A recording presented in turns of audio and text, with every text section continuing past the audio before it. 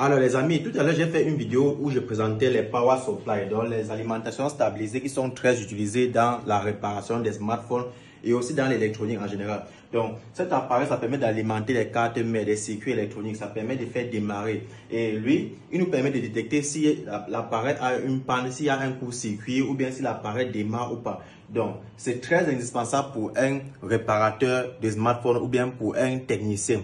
Un technicien qui n'a pas cet appareil, c'est vraiment, ça ne vaut pas la peine. Parce qu'à partir de lui, vous voyez ces valeurs qui sont ici là.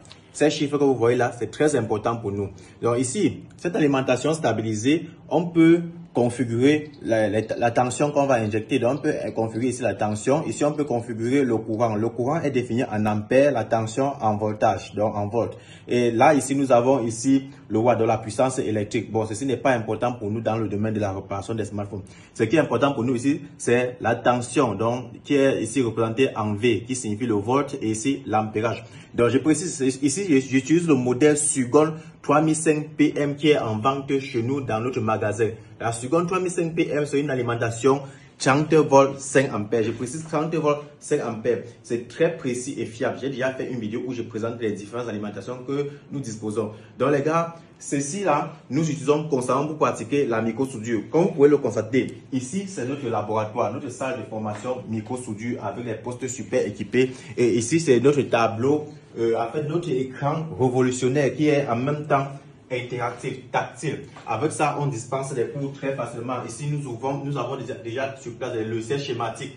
Donc ici, nous avons par exemple ici les modules de schématiques. Par exemple, là, attendez, je vais réduire comme ceci, qui présente les schémas de cartes mères. Ici, nous avons le bitmap. Ici, nous avons en même temps le mode réel. Donc, nous formons comment utiliser ces schématiques, comment effectuer des diagnostics à partir du schématique. Donc, c'est très facile, les gars. Mais pour cela, vous devez maîtriser le Power Supply qui est le premier outil du technicien.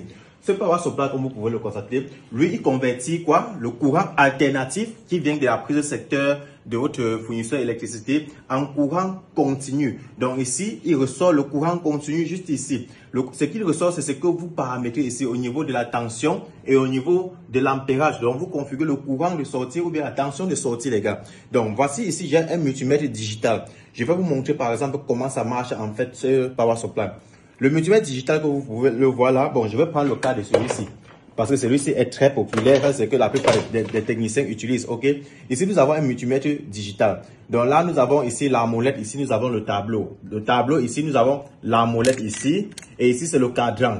Donc, ce qu'on va faire, c'est quoi? Par défaut, c'est sur off.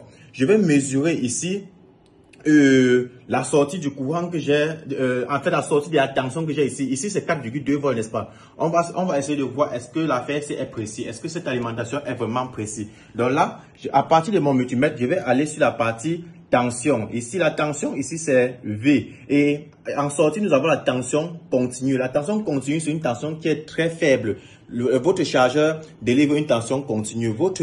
En fait, le chargeur de votre téléphone, le chargeur de votre laptop, ça délivre une tension continue. C'est une tension que ça ne frappe pas. Donc, même si vous touchez avec la main, ça ne peut pas